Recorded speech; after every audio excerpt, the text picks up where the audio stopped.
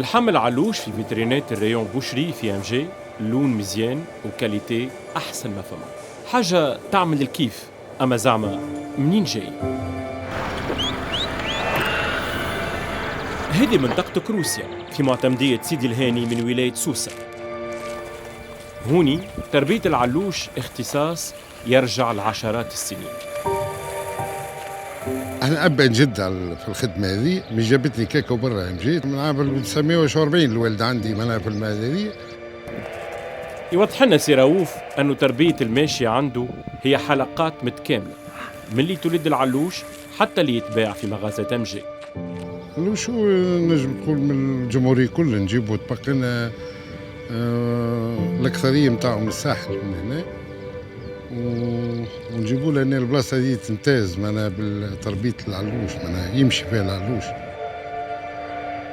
فيها الاسباس باش العلوش يرعى ويسرح معناها في المرعى هذايا، ويبدا معناها يسيبي با دو ستريس معناها باش يجيب معناها كاليتي نتاع اللحم حاجه باهيه.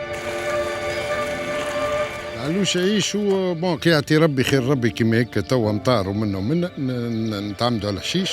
كي تبدا الامور ندخلوا شويه علفه لانه على خاطر الهدف نتاعنا هو الحريف باش ياكل لحمه فاوحه، فهمتني؟ هي ندخلوا العلاف الطبيعيه اللي ما فيهاش السوجا، ما فيهاش الانواع الاخرى، ما فيهاش باش تطلع اللحمه فاوحه مش احمر.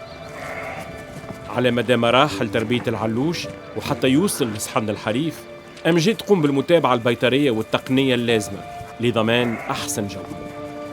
فما معناها فيترينير يتابع العلوش الحي، ومن بعد حتى بعد كي تتذبح السلعه باش تجينا للمغازه فيصير لها اغرياج، وفما فيترينير في الباتوار، وعندنا ديزاغريغ معناها ريسبونسابل كاليتي او نيفو الباتوار اللي معناها خاطر الفورنيسور مصح معنا كونفونسيون كاي تشارج معناها فيه العمر نتاع العلوش، الميزان، الكونفورميتي، الشحم، تودغرا، هذاك الكل يشرف عليه ريسبونسابل كاليتي نتاعنا قبل ما نقبلوها السلعه وتمشي للمغازه.